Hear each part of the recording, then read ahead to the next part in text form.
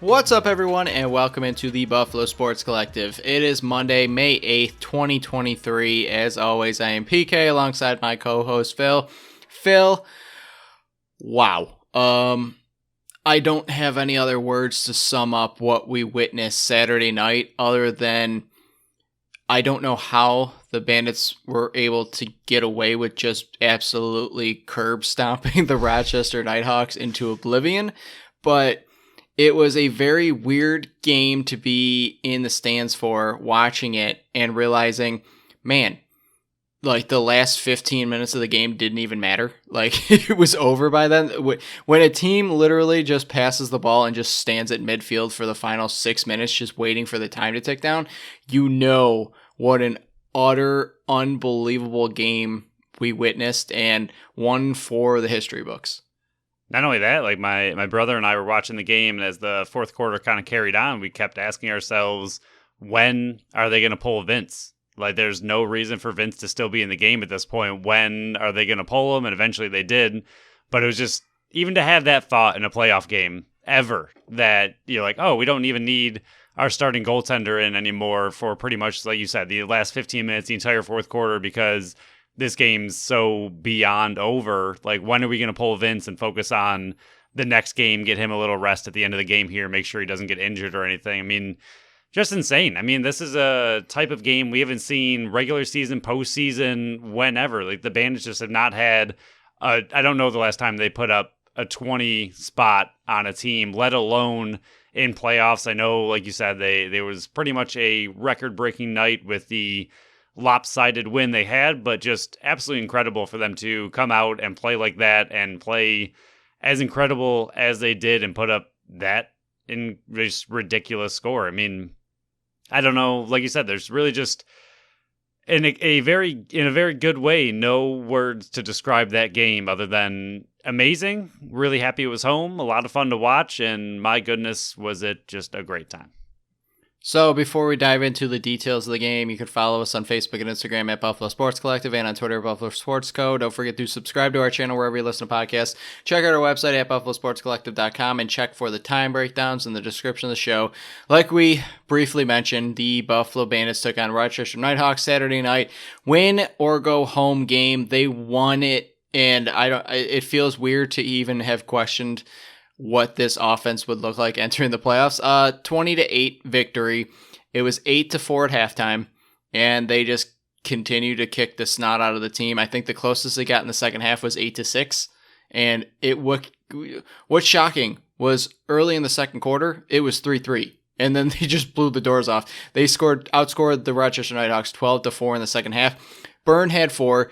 Kluch, Buchanan, and Smith all had 3. All had Hatties, 4 hat tricks in this game. Unbelievable. McKay, Nanakoke each had 2, and Frazier, McCulley, and Priolo each chipped in 1 themselves. Vince, 44 saves. He, like Phil mentioned, he even got pulled with, 6.5 to go, which I thought was a really classy move by Johnny Tavares to call a timeout and just let the crowd stand up and applaud Matt Vince his night, and he definitely deserved it. Shanahan came in, made 6 saves. Shots were 58 each. Bandits won the face-off battle 19-13. Rochester 3 for 4 on the power play. Buffalo 2 for 4 on the power play. Phil, I don't even know where to start with this besides the offense is fixed, and thank God, because we were worried pretty much the whole second half of the season what this offense was going to look like once they finally got healthy, and that's another reason why we wanted to see this offense play in that Albany game, was to get moving a little bit more. They scored 16 there, and it definitely worked because they put up a 20 spot in this game.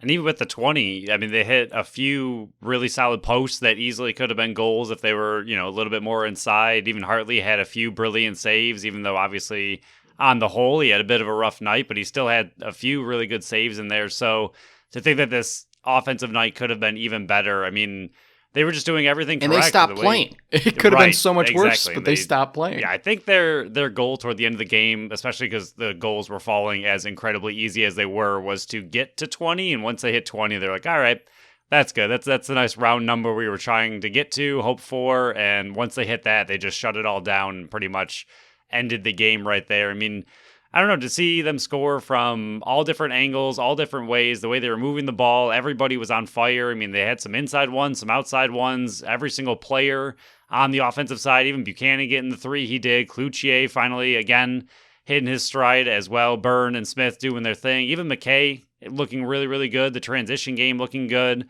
Fraser finally getting that one, McCauley finally getting that one, Priolo hustling his little butt off to try to stay on a breakaway on that one, and he got that one. And then Nanakoke, my goodness, when he finds his scoring touch, and this isn't really anything against him, because I just feel like he tries to be too precise sometimes, where he is just hitting a lot of posts pretty much very consistently out of all the players I think we watch on this team. I think he hits more posts than anybody, and I think it's simply almost trying to be too perfect of where you're placing your shot. But the shot he had where it was that low to high, just upper 90, perfect shot from kind of far out. Like, the fact that he has that on top of all of the other incredible things he does, if he ever finds just that really breakout season, he's going to be a terrifying weapon for the Bandits. He hasn't found it yet, but he's a very consistent forward and looking really good. But overall, I mean, like you said, it's a fun game to talk about, an interesting game to talk about, but at the same time, with a blowout this big, there's not all that much to talk about other than the fact that the offense looked incredible. And since, I mean, you and I talked about it a little bit, since that New York Riptide overtime win, this team has continued to get better and better and better every single game for the last 4 games. And if there's ever a time to hit your stride, obviously right now is it. Yeah, I mentioned it to the people that went to the casino after the game, you included, where I just went, remember when I was talking about the Toronto game, where when nothing is going right for you on the offensive end, it kind of shows you get super unlucky. When everything is going perfectly good for you on offense, you're getting goals that you might not typically get. I can remember the one where it was Nanakoke. He rocketed it off the backboards. It shot up way in the air. He leaped up, grabbed it, and shot it, and it went in. Those are the type of goals I'm talking about, where usually the defense should pick up that loose ball. Usually the goalie would make that save, but everything went right on the offensive end last night. Even McKay, that caused turnover he made in the corner on my end, it should have been the first quarter, which I would love to touch about. But NLL, your website is trash. It's unbelievably trash. It's the playoffs and you can't even get box scores to work. It was working on Saturday night. Don't know what happened overnight. It's like an intern pushed the wrong button and everything's gone. Fix your trash website. It's unbelievable. But that's the only rant I'm going to get out of this, because I'm in a good mood, Phil, and I don't want to tarnish my good mood. But his caused turnover in the first half in that corner where he turned the ball over, it was in the corner. He somehow had the presence of mind to see Josh Byrne in front of the net and kick him the ball. With Josh Byrne went airborne in front of Rylan Hartley and put it in. And I think it was either the second or third goal. I can't remember which one it was in the first quarter, but just when everything's going perfect, those type of plays worked out perfectly. It was just unbelievable. The offense was just rolling nonstop. In the first quarter, you could definitely tell it was moving and grooving. Like 3 goals in the first quarter for the Buffalo Bandits this year is pretty much unheard of. And they were, I can remember 2 or 3 posts. One of them hit the crossbar, 2 of them hit the post, I believe. And both of those probably should have went in. Like you said, Hartley was making good saves early on to keep the team in it. And then the offense just continued to put it together. They tied it 3-3 once they figured out, what Katoni, right? It was Katoni that was scoring those. 3 straight goals. Once they figured that out, it was just off to the races then. I mean, 6 straight goals in the fourth quarter. Just, I don't know why I was worried about this offense whatsoever, but this is another example, and this game is a perfect example of why I was more rooting for Rochester to come to town rather than a Georgia or Halifax, because I felt like if you could get to this team early, a team that is not battle-tested in the playoffs, that has never been in the playoffs before, that a Ryan Hartley, who's a young, promising goalie moving up, but you can rattle him and get to him early, and you saw the shenanigans after the game, exactly what was going on and him getting pulled and everything, but this is the type of game and an example of why I wanted Rochester over Halifax or Georgia, just because I felt like Buffalo could have their number, and they definitely did. And I don't think, even though it absolutely got chippy at times, for sure. I mean, we saw a few times of the bench scuffles where, was it Weiss was getting pretty much attacked on the Bandits bench, and then Byrne, who got thrown into Rochester's bench and pretty much attacked all by himself with no penalty on that one. I don't understand that call, but for the most part, the refs were whatever. This game didn't really matter to them. So I don't know. But outside of that, I mean, Rochester had a little bit of fight. It was mainly from Hartley more than anybody. But I mean, you compare that to the Halifax and Rock game where they were literally fists thrown all the time. It was just extremely intense.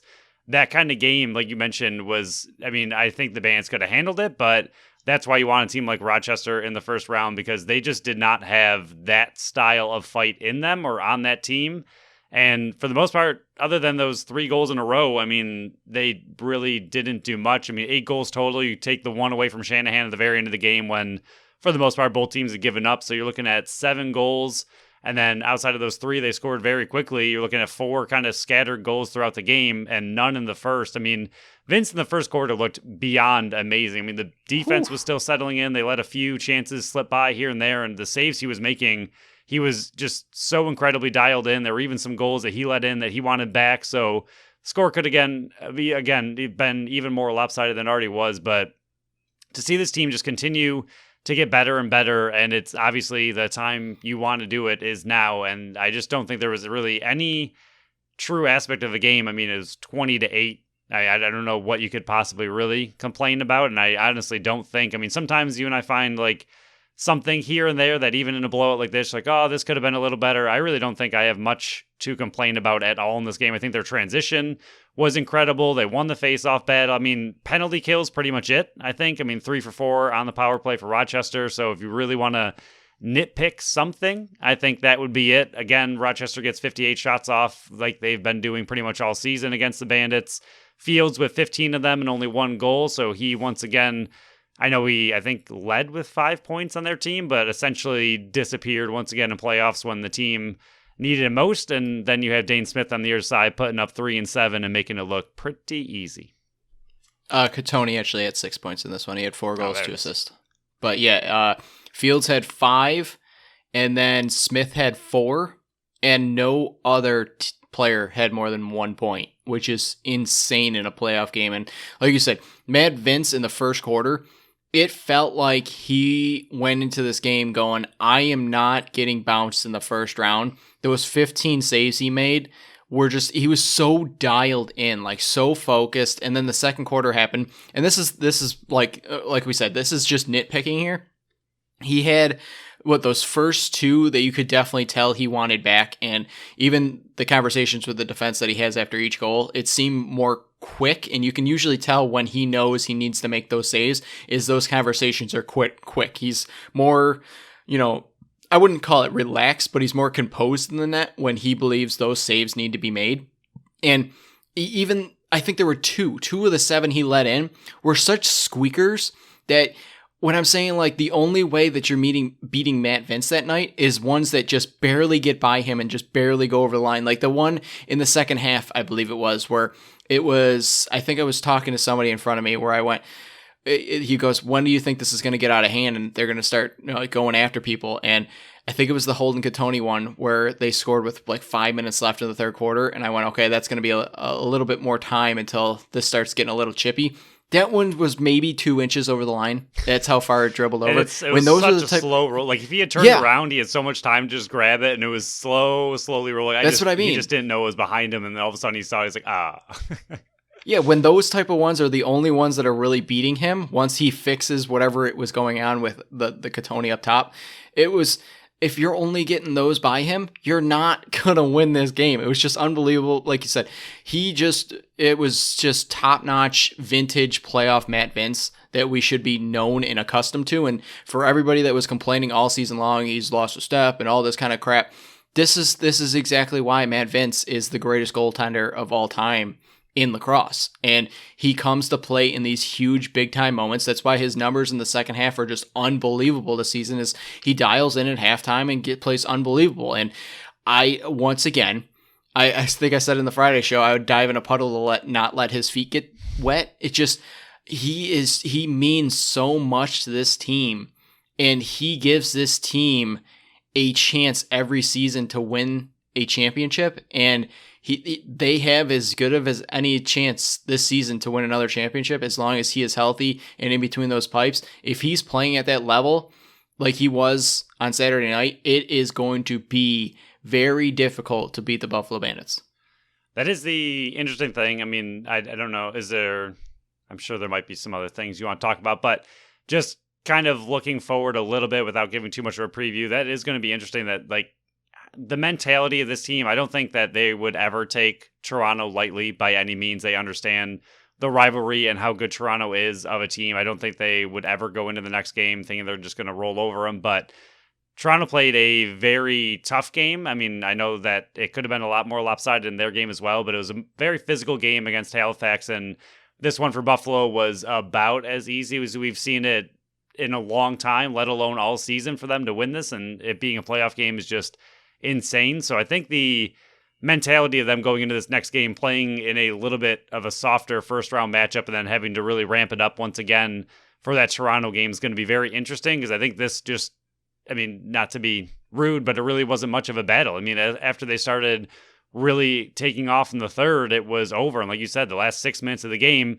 you're just passing the ball around, letting your shot clock run out. Even when they got the penalty very late in the game, they just ate those 2 minutes and gave up, and they didn't even shoot really until the last second to maybe try to get a rebound just to get the ball back again and kill another 30 seconds. I mean, when you're killing your own power play, that's definitely interesting. So I think just the mentality of them going into this next game against Toronto and just how they're going to be able to ramp up. I mean, it's going to be just such a different style of team than the one you just saw. It's going to be interesting. Yeah, I think you put that one perfectly at the end there. It's going to be a different style of game than you just played, but I think they needed a game like this because they haven't had it. Yep. And they've won those close matchups. They know they can win those ones, but being able to put a 20 spot on the team, being able to allow just 8 goals because the defense played unbelievable as well at home. This is the type of game that I think this team needed, not just to, more just to prove it to themselves that they still have it, that they can score. Yes, the 16 goals last week were important for them to roll into the playoffs like that, and I think that's a big reason they put up a 20 spot in this game, besides, just rolling over Rochester.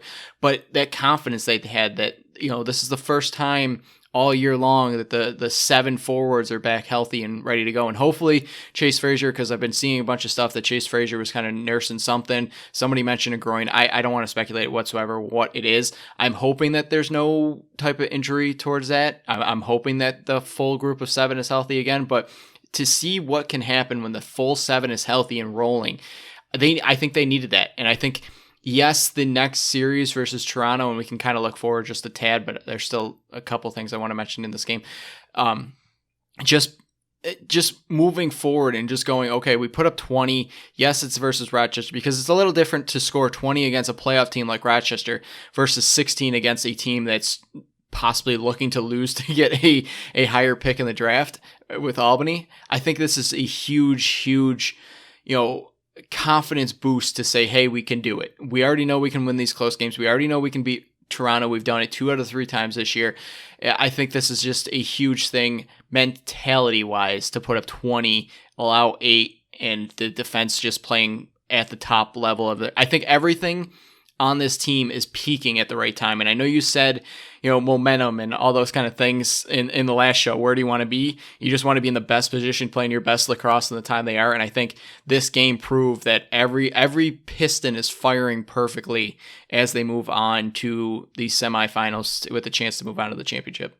But Phil, there's just 2 more things I really wanted to mention, and then we can give some record book numbers and move on to whatever milestones I could patch together with the stats I was able to find. But the first one, Rylan Hartley. I know there were a bunch of people that were complaining about Bandits fans being too harsh on him being too harsh on the Buffalo Bandits fans.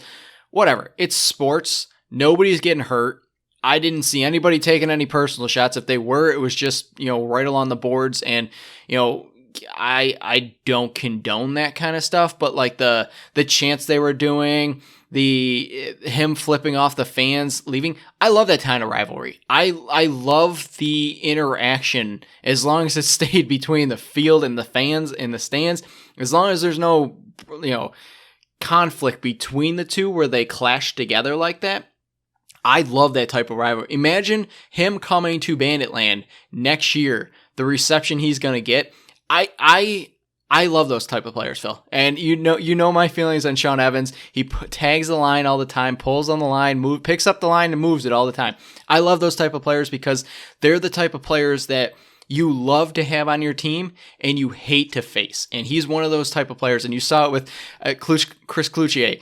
As soon as they scored that one goal, Josh Byrne, even Brooke goes to me, she goes, "Did you see Kluch?" I went, "Oh yeah, I saw Kluch." He was pointing and waving. "All right, Hartley, you got to pull this guy." He was waving by the bench. "Why haven't you pulled this guy?" That rivalry between the two is just going to make these battles, because I think Rochester is going to be one of the top teams in the East for years to come because they're still young.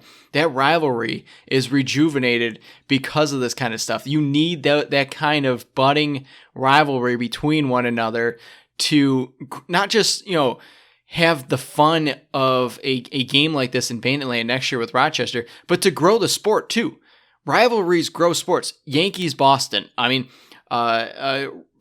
Devils, Rangers, all those Buffalo, Ottawa in years past. Those type of rivalries grow the sport, and it's must-see TV. Having that rivalry between the fans and Hartley and the Buffalo Bandits, it's just going to grow the sport and grow the rivalry between the two teams over and over and over. I love it, and I don't think it crossed any type of lines. The chance, you hear that at every sporting event. I don't think I have any problems with that whatsoever. I loved it. I thought that it was another aspect of the game and another part of the game that it's going to draw fans, and I absolutely loved it. Yeah, and especially knowing the style. I mean, we've watched Hartley all season, not just against Rochester, or not just when the Buffalo Bandits played Rochester, but we've kind of kept a loose eye on him the whole time, and just the kind of shenanigans he ends up getting himself into and up to. And he's definitely a goalie that plays with a lot of an edge and is in your face. I'm sure he's smack talking the entire time, the entire game. So, like you said, that kind of attitude, that kind of player really draws out all the kind of excitement between the two teams. Like you said, Cloutier getting in his face, and even Byrne getting beyond pumped that he scored the goal. So for me, I love every aspect of it. It's what sports is. The only problem I have with it is if it ever crosses the line into an injury, that is when obviously it's taken too far.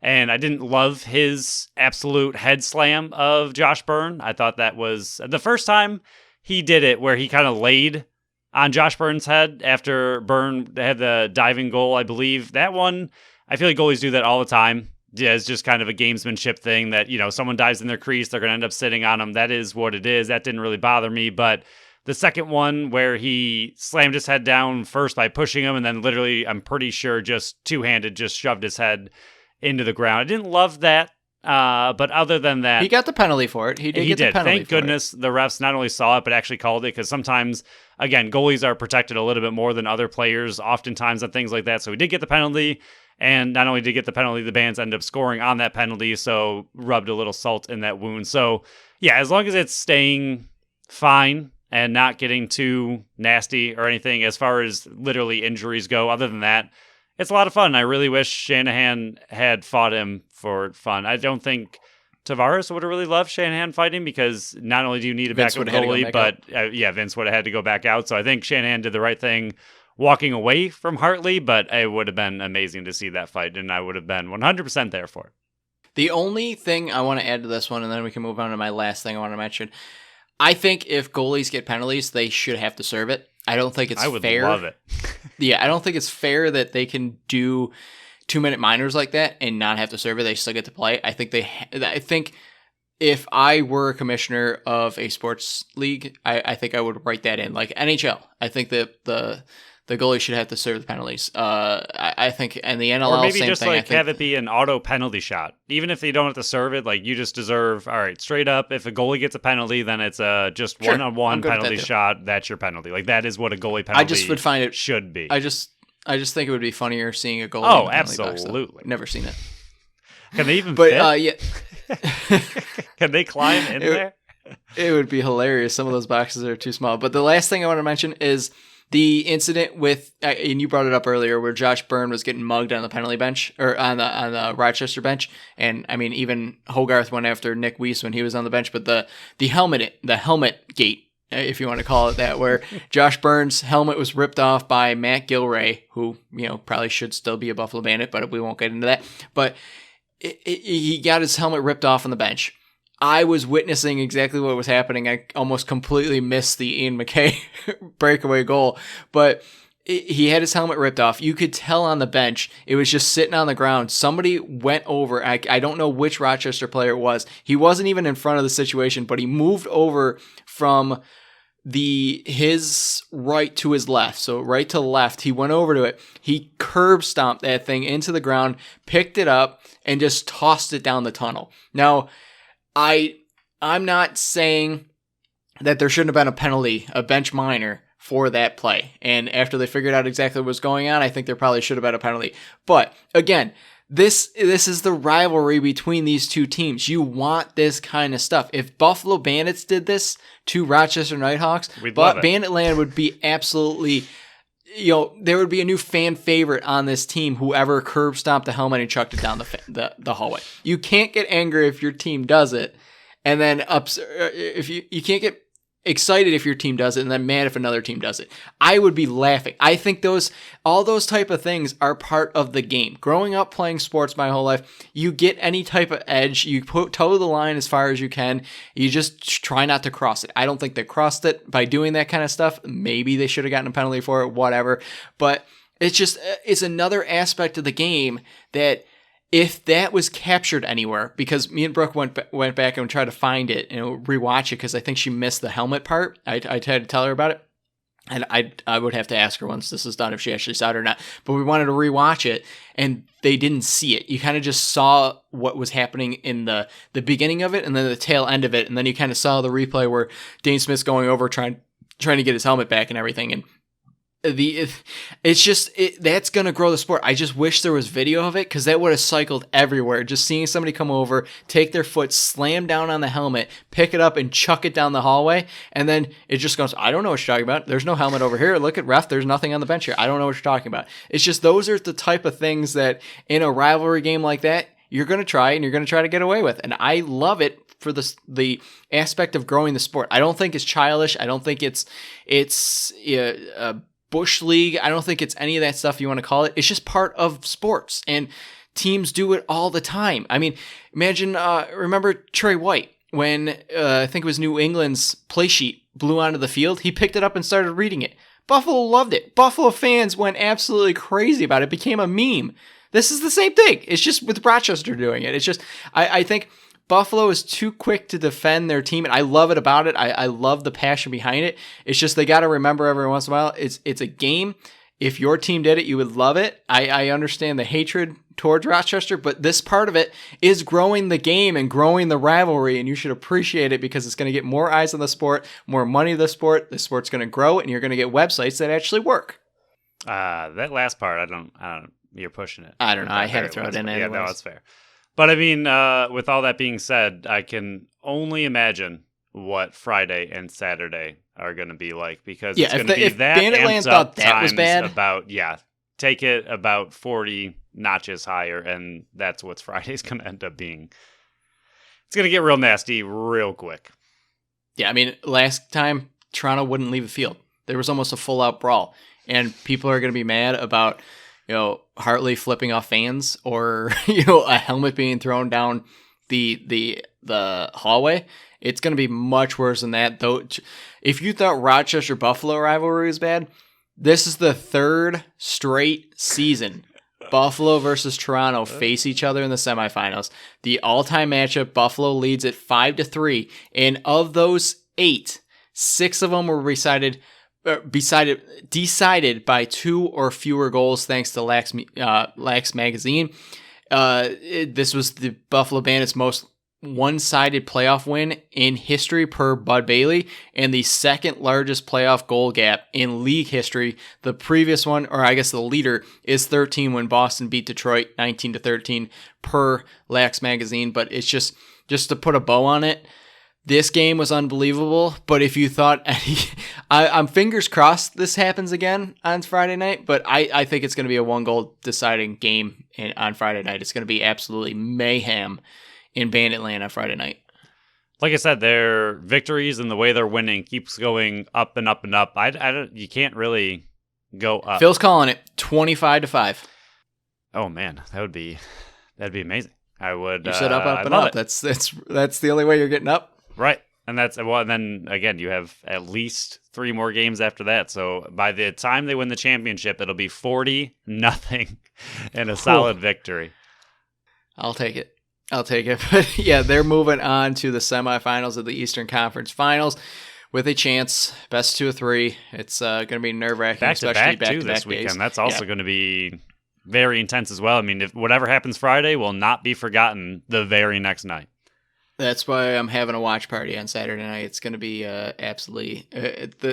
My heart's not going to be able to take it for 24 hours difference. Oof, not going to be good. But move on to the milestones here, and this is as best I can. There might be other milestones that there probably is other milestones that I read on the Friday show that I can't confirm or deny that happened because once again, NLL trash website. So we'll run through them really quick. The ones that I definitely do know. Dane Smith is now tied, or I'm sorry, he passed all 3 of these players: Josh Sanderson, Jeff Shatler, and Sean Evans in assist. He now has 71 assists in his NLL playoff career, which is good for 6th place. He also passed Jeff Shatler and John Grant Jr. for 9th place in points in NLL playoff history because Curtis Dixon did play and he got a few more points in that one. So he is still chasing Dixon right now. Matt Vince is over the 1,400 save mark for his playoff career, just extending his own record. Unbelievable. He's also just played his 40th career playoff game. Again, insane. Nick Weiss moved into a tie with Pat McCready for 7th in playoff games played with 16. Josh Byrne did pass Ryan Benesh for 6th place in Buffalo Bandits history. In goals, Chase Frazier is now tied for 10th in playoff he is 11th in playoff history with goals with the Buffalo Bandits because Chris Cloutier is now tied with Kevin Dotsey for 8th, so that bumps Chase Frazier back to 11th there.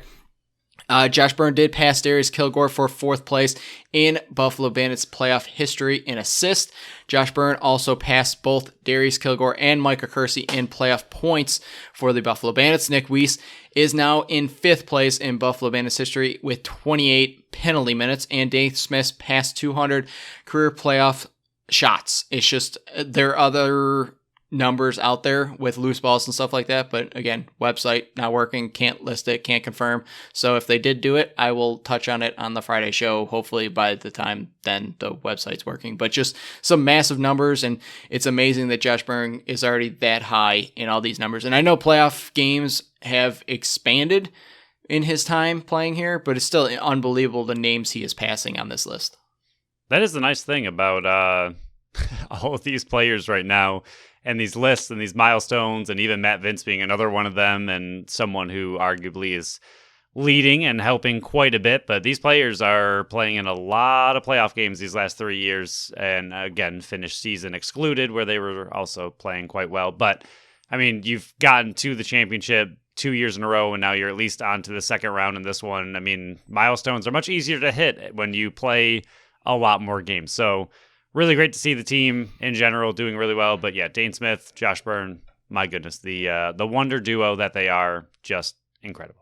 And it doesn't stop. It just continues on Friday and Saturday night. So we will hit the previews for both of those games on our Friday show. It's nice because we're only going to have to do one preview for both those games because it's the same team back-to-back days. So we'll move on to the Buffalo Bisons here, Phil. Five games to talk about, even though I don't really want to. Thursday's game 2, because we talked about game 1 on the Friday show because they wrapped that up before we hit record. They won 2-1. Now is the games I don't really want to talk about. Friday, they lost 14-2. Saturday, game 1, they had 2 of them though, Phil. They lost 7-4 and 7. Game 2 on Saturday, they lost 12-1 and 7. And then Sunday, they won 4-2. And in total, they went 2-5 in this series. They scored 22 runs and gave up 49. This is not the season we were planning for these Buffalo Bisons. Yeah, I mean, I know I keep saying that pitching will find a way to correct itself. My goodness. When's that start? It's imploding. It started off okay, and the offense, once again, wasn't there. The offense is doing Still inconsistent, but at least they're scoring occasion. I mean, not really in any of these games, but I think the team. I don't know. I don't really. That's like a loss of words for all of these games. I mean, Zulu, congratulations on your 3 innings and 1 hit. I mean, my goodness, will you calm down with the walks? But nice job on the strikeouts. That was helpful. But overall, yeah, I mean, the pitching is just atrocious. All of a sudden, Lawrence not finding his groove as quickly as I thought he would. I mean, after those back-to-back really good starts, I really thought he had something going, and then he's just been rough, and all of their decent pitchers that were doing well are just tanking. I don't know what the heck is going on with this team, but they can't hit, they can't pitch, and that is how you lose a lot of games. Yeah, Thursday's game scoreless until the 6th, and then all the runs were scored. Like you said, Zulu got to figure out the command if he wants to progress into the Toronto bullpen or, moving forward. Junger, not his top performance either, allowing 1 earned run, but he did calm it down a bit better than his last outing. Lantigua, nice outing Friday. Not much to say. 2 runs were scored in the first inning, and then nothing since then. Schneider had 2 of the 4 hits. Hutchinson, 7 earned runs, unbelievably bad. Julian Fernandez, 3 earned runs in 1 inning pitch, unbelievably bad. Peacock, 4 earned runs in 2/3 of an inning, unbelievably bad. It went from me mentioning, okay, it's just 1 earned run here, 1 earned run there, 1 earned run here, 1 earned run there, and then it just exploded, and it was bad. Saturday, like you said, Lawrence, second bad start in a row. Hatch relieved him. He wasn't any better. The hitters came alive a bit. Clement, 3 for 4. Lopez, 2 for 4. Bernard, 2 for 4 with 2 RBIs. Saturday's game, gross. Phrase, I think he's going to be sent back down to AA. Mellon, he just got called up to AA, or from AA. 3 earned runs. Fry, 1 earned run. Junior Fernandez this time, 4 earned runs. The pitching staff is, like you said, just imploded and was gross. And then Saturday, better. They were still out hit 10-7. Lantigua and Schneider homered, but it's just I don't know what to say about this team anymore, Phil, because a lot of the players that we were hoping would have good seasons are struggling a bit, and the pitching staff is just, like you said, imploding. Yeah, I mean, I don't want to stop talking Bisons baseball right away because we just started getting into it, but I don't really know what you say when you lose 14-2 and 7-4 and 7, 12-1 and 7. I mean, you're taking out 4 innings there, and you're still letting up a lot of runs, and even when you win, you're still being out hit in your victories. And the other victory, I mean, 2-1 is not a very exciting victory. So, I mean, I don't know. They are imploding. And I guess the best thing for them is the new system where, there's a first half winner and a second half winner. I mean, at this point, you're looking pretty close to throwing out your first half and really focusing on that second half. So I guess that's a positive, would be to simply try to look to the future and obviously not just give up on any of these games, but you have a lot to correct and a little bit of time to do it before that second half, new season restarts and you get another chance to kind of start over, which is nice. I mean, it's not often offered in baseball. So there is some positive hope for this team, but they need to get right and get right quick. Yeah, I guess we can talk about some of the pitching performances now in a series that was not that great. White, in his rehab outings, he was much better in the second one than the first one. In total, he went 6 2/3 of an inning, allowing 9 hits, 4 earned runs, 3 walks, 1 home run, but also 7 strikeouts. He was very, very good in the Sunday outing. Hatch, once promising start to the season, has kind of imploded again. I'm going to use that word a lot here. 3 2/3 of an inning, 6 hits, 7 earned runs, 5 walks, 5 strikeouts, 2 home runs allowed. Julian Fernandez, 2 innings pitched, 2 earned runs, 5 hits, 3 strikeouts, 1 walk, 2 home runs allowed. Junior Fernandez, 2 innings pitched, 6 hits, 4 earned runs, 2 home runs allowed. Hutchinson, 4 innings pitched, 7 earned runs, 9 hits, 5 walks, 1 strikeout. Phil, what's the common denominator, the 2 common denominators in those 5 pitchers that I mentioned? Home runs and walks. Yeah, that's what we've been saying all year long. I don't know when that's going to be addressed and fixed, but Phil, if I am wrong, I will admit it. I'll double check this soon, but I'm pretty sure that their pitching coach was promoted to the big league club and there's a new pitching coach. Maybe that has a bit to do with it. I'm not positive, but I mean, you were a pitcher and I understand that it's not the AAA level, but I've never pitched before, so I'm going to rely on your expertise. Does pitching coach changes affect you at all? I'm not sure. I'm questioning. I don't know. I mean, there's good ones and bad ones for a reason. I mean, they have higher up level pitching coaches and pitching coaches that are sought out for a reason, and there's certain ones that clearly get better out of their pitchers. And I mean, I think the big thing is like trying to diagnose and understand on the fly what is going on with your pitchers and what are you seeing to show that each individual pitcher is doing poorly. Like, is it something in the delivery, something in just the way they're pitching, their command, whatever it may be. I mean, it's the pitching coach's job to dissect that and figure out what's going on and then try to correct it on the fly. And baseball's a really long season, so a lot of these corrections, even when they're made, they take a little bit while to actually develop into something good. So, I mean, and sometimes it's a trial and error situation where you might fix your windup a little bit to adjust something and something else goes haywire and you're like, all right, we'll scratch that because that clearly didn't work and go back to your original windup kind of idea. So I don't know. It could be a pitching coach thing. At the same time, it's similar to any coach. The players have to perform. I mean, that is true. If I don't care what your coach is, even Josh Allen has a quarterback coach, but guess what? He can tell him all he wants. He still has to go out there and do his job. So, I mean, to me, it always comes down to the players more than anything. I think the coaches are there for guidance and assistance and when things are going poorly, but it all comes down to the player going out there and having to perform, and these players are not doing it.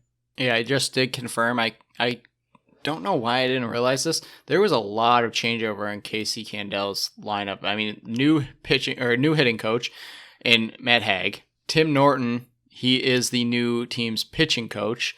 There's a new position coach.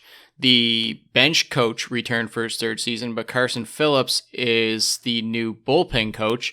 It just seemed like it was a lot of turnover from the staff this year. I wonder if I know Casey Candel was gone the second half of last season, and a lot of the position coaches are new. I wonder if that. I understand, and I'm completely sided with you where it's players do the playing, coaches can only do so much, but I'm wondering if how big of an impact it is and different philosophy it is. And again, new players, new coaches, all that kind of stuff. I wonder if it's just taking longer to jive because there's talent on both sides. The hitters might be younger, but the pitching staff is more veteran savvy. It's weird that a lot of these veteran players who have pitched on this level for quite a bit, like a Lawrence, like a Hatch, like a Hutchinson, it's just very strange to see them struggling as big as they are in the two areas that walks are pretty much in your control. You don't have to be a wild pitcher. Strikeouts or home runs, yes, they're a bit of a wild card stat, but you can pretty much pitch in different positions, correct me if I'm wrong, to keep the ball in the yard. It seems like they're having a lot of issues with control right now.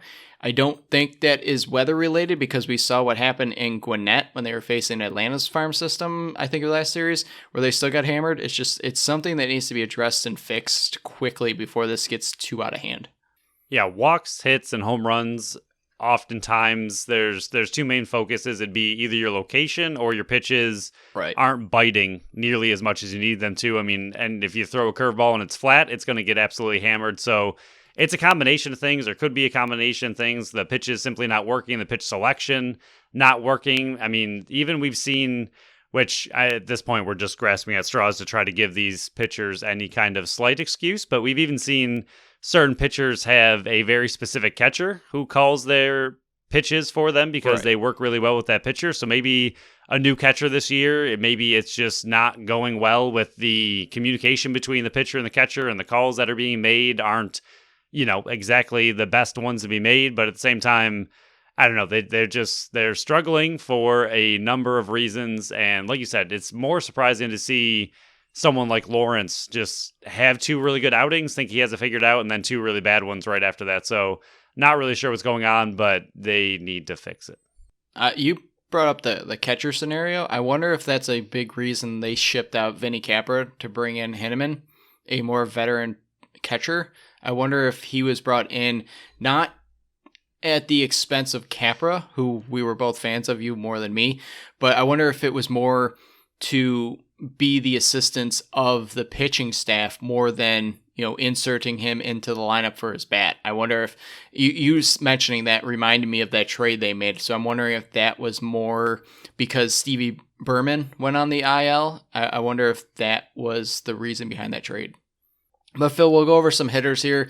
There wasn't a ton to go over. Lopez 6 for 21, not that bad considering what his seasons look like, but nothing else beyond that. No, 1 run, 1 walk, 2 strikeouts. He's not really making a huge difference in the lineup. I know he's been up at the top. More recently, he's been at the bottom of the lineup. Horwitz, 4 for 14, 2 runs, 3 RBIs, 5 walks, 2 strikeouts. He's continuously getting on base in different ways than just hitting. Luplow, 4 for 24, but he got a home run, 1 run, 5 RBIs, but he still strikes out too much with 7 strikeouts. Schneider, 2 home runs in this series, 5 for 21, 3 RBIs, 3 walks, 1 stolen base, 5 strikeouts. And then Lantigua, I thought, had a very good series, 6 for 18, 4 runs scored, 3 RBIs, struck out 6 times, 3 walks, and a home run. I thought he was very good this series, and he's kind of stepped up in that absence of the bat of Lopez at the top of the lineup. I mean, Horowitz's season is really impressive. Yeah, he's very good this year. I know we have, you just brought him up. We brought him up a lot of times, but he has to be the most consistent player on the team right now as far as offense goes. I mean, his hitting and his walkability, he is putting together an absolutely incredible season so far. I mean, again, given all the offensive struggles we've seen throughout the entire lineup, he seems to be one of the more, if not the most consistent player, which is really good to see. Lopez, like you said, maybe starting to get something going, not really showing up outside of 6 hits, but at the same time, when your entire offense is struggling, if you get on base and there's no one there to hit you in, that's only so much a player can do once he's on base. So, I mean, yes, 6 for 21 is really good, and I understand only 1 run is not, but again, if the whole offense is struggling, there's no one there to really do the job to get him in. So I think just seeing any kind of positive spark from him is good. So hopefully he can kind of get going a little bit. Luplow, who has an incredible name, and I will laugh every single time you say it. Like you said, also 4 for 24, but those 5 RBIs among the leaders of a very sad offensive weekend. Schneider being another one of those very consistent players, and Lantigua also starting to get a little bit more consistent as well as far as hitting goes. The rest of the team is doing okay. They're there. They're not there. I mean, Eden's 4 for 17 is not brutal. It's really not terrible, but 8 strikeouts isn't great. 2 stolen bases is pretty good. 3 runs, not bad. 2 walks, not bad. So Eden's another one who is still kind of hanging in there and having a pretty decent season and doing all right. But the whole team is just, it's sad. So, Phil, like we said, we went over the series already. Don't really want to talk about it anymore. But BSC update, I am up 2487.05 to 2177.02. In this 5-game series here, since our last update, I scored 12.5. You put up 9. And I think those numbers are indicative of what we saw out of the Buffalo Bisons in this uneventful series. So, any changes to your BSC team? I am going to make one. I'm going to take Mitch White on his rehab assignment. Oh, you sneaky little bugger. Try to get those points.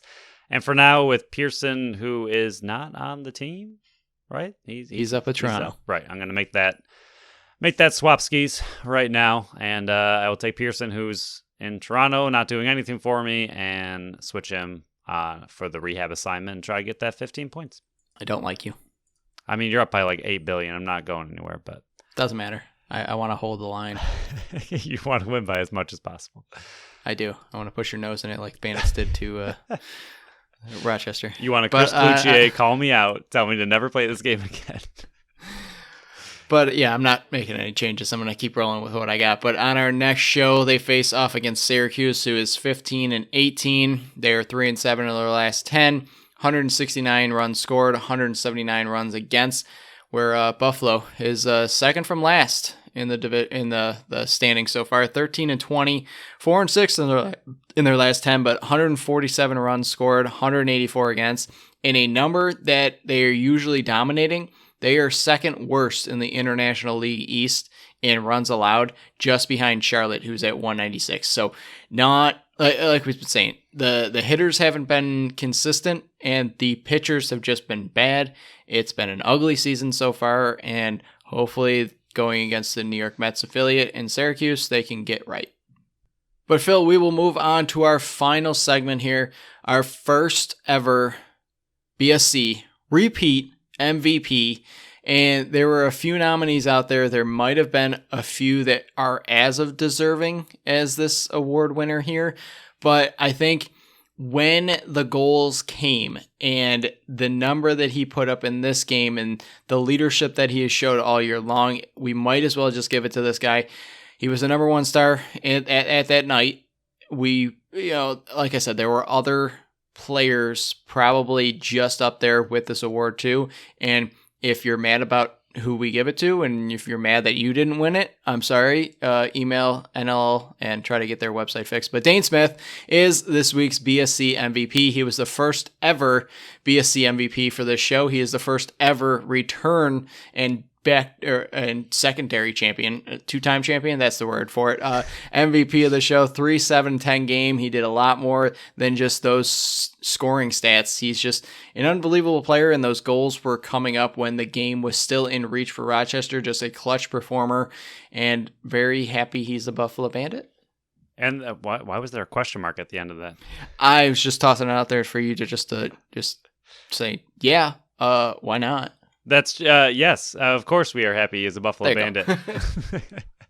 Even the way he scored the one to fight through two defenders was incredible and classic Dane Smith. But the goal that didn't get talked about enough, I don't think, either by us or in general, the alley-oop and one? To that one as well. I mean, Nanakoke fighting through all of those players to then flip it to a Dane Smith charging again between two defenders, came up out of absolutely nowhere, faked his shot and scored. But the alley-oop to catch a pass mid-jump, bury a goal, and then land is absolutely He was ridiculous. Running in air. He was literally running in the air, jumped before he had the ball in his stick, caught it, shot it, scored, and then landed. And I know there's a lot of incredible goals, and I feel like that one is not going to get the credit it deserves because it wasn't, a crazy crease dive or one-handed or anything, but that seems like a ridiculously high skill level that you need to be able to have in order to pull off everything that happened. And then the pass obviously needed to be there dead on, and it was, but what an incredible goal. And again, like you said, a lot of his goals came when the game was still in reach, and they were very important. So I think the two big honorable mentions for me would have been Matt Vince, keeping them in extremely early. Yep. That first quarter was just mind-blowing the way he played. Wait. Don't say the next one. I want to let you finish this one, but I want to guess who you think is the second one. Well, you already know the second one is. Do I? I'm going to guess Ian McKay. That's the second one, yes. Okay. We don't have his defensive stats, which is a little bit of a bummer because we don't have many stats, but his ability to score in transition, especially everything that was happening with Josh Byrne on the side of the benches there, getting pulled into the bench, no penalty call, and all of a sudden Ian McKay not only gets a incredible cause turnover, and not only is he like one of the fastest humans alive, apparently, because not only was he full on sprint, but the players weren't even close to catching him. I don't know how he was able to. I understand he gets a little bit of a head start because he caught it and everyone else is caught off guard, but he was way ahead of everybody, had all the time in the world, and then to bury that goal with all the emotions that were happening at that exact time was a massive goal. And just the way he played, his transition ability was incredible. His defensive ability was incredible. Ian McKay played a really, really strong game, and I really wish we had the defensive numbers to give him a little bit more of an additional boost, but the whole team played really good. But I think for me, the top three were Smith, Vince, and Ian McKay. I concur. If we had the numbers, it might have been Ian McKay. Not just because his number one fan, but also because it was just, even JT said in one of the articles I was reading, he thought he was probably the best player out on the field that night. So maybe we got it wrong, but again, you sound like the person that should be emailing NLL and accusing them of not having the stats so we could give the MVP to somebody else. But Phil, the only other thing I wanted to mention, I can't remember who said it, but it was in one of the Facebook groups. I don't remember which one it was, but it made me laugh, so I want to give you a shout out. I can't give you credit because I can't remember your name, but he wrote up, I have a formal complaint. Standing up and clapping and cheering 20 times is a bit excessive, so if you can tone down the goal scoring, I would appreciate it. I can't remember who said it, but it was a comment that made me laugh on a very fun night. So kudos to you if you're listening to this and you want to give yourself a shout out. Leave us a comment and I'll give you a shout out on the next episode. But it was a funny one and it made me laugh. laughs, and thank you for that. That game was it was a funny one. Yeah, my brother was also getting exhausted. I think around goal 14 or 15, he was. It was a lot. It was, and not only was it a lot of goals, they were coming literally like every possession. It was so every much. single shot was pretty much a goal for a little bit there. They were just right in a row. There was no break. There was no time in between. It was just shot, goal, shot, goal, shot, goal. You're just standing the whole time. And I know the one time, not only were we scoring a ton, but then there was another penalty call. I think it was one of the later ones in the game, and we had to stand for the box chance. So we stood up again, and my brother was exhausted from all of this standing, and he concurs. Maybe not 20 next time. It was a little excessive. I mean, we're all feeling it in the legs today, but my goodness, what a fun game. It wasn't even the 20. There were a lot of opportunities where there was breakaways or something else happened, and there was an excitement on the field where you had to stand up for that one too. It was a lot more than just the 20 goals, but the 20 goals that typically don't happen add into the extra times you have to stand. And just want to put this out, and I'll throw him under the bus once again because I know he loves when I do this. Mr. Producer Pat didn't stand for a single goal. Not one. 20 goals. Sat in his little keister, all 20 goals. I'm going to keep ragging on him until he starts standing. He's going to keep complaining that, oh, it's too tight. I'm too tall to fit in the seats. You don't have any seats in front of you to stand up and everything like that. There was 14,000 people in the stands. Nobody else was complaining about that situation. I saw many other people that were bigger and taller than you standing and clapping, so I don't know what your excuse. You did the little towel thing, but you're still yet to stand. I got most of our group. I think there's like 3 or 4 people that still don't stand in our group, but I'm slowly building it up. I'll give a shout out to Sam. Sam's been standing nonstop. He's into the games now, so kudos to him. He's standing, but there's a few other ones that I'm still working on, Phil. Yeah, my entire group stands, and I'm giving air fives across the entire arena to other fans where I know where they sit in certain locations, and we're just launching air fives as far as we can, lock eyes, and just throw it Get up. him, Phil. And we're standing. We're standing. Get him, Phil. You never attack anybody. Get him. You have 10 seconds to attack him. Get him. Get him. He can't defend himself. Hit him while he's down. Oh, wait. He's always going to be down because he sits. Stand up. Love it. Stand up. Love it. Okay. Is there anything else you want to add? Any more graves you got to dig for Rochester and Producer Pat? No. All I got is less than a week, and we will be back in Bandit Land cheering. It's a lot less than a week. As hard as we can. I know. It's a quick turnaround. Quick turnaround. It's going to be intense. All I can say is thank God this one was a blowout because I think we were even walking to the exits and I went, Brooke, this is the first one where third quarter on, I was able to just breathe and relax and not, have to worry about the rest of the game. That's going to end on Friday, and I'm so excited for that. But on the Friday show, we will preview the Friday game and the Saturday game. We will go over some of the games that happened with the Buffalo Bisons. Hopefully, some of this Bandits energy can transfer over to the Buffalo Bisons since they're coming home. But very excited for a nice weather week. Yes, we had to squeak in a weather statement here because we are partly a weather show, but very excited for both the weather and the games coming up. So with that, thank you all for listening to another episode of the Buffalo Sports Collective. Follow along with us on Facebook and Instagram at Buffalo Sports Collective and on Twitter at Buffalo Sports Co. Visit our website at buffalosportscollective.com. Subscribe to our channel wherever you listen to podcasts, and make sure you leave us a review on Apple and Spotify. Until next time, bye-bye.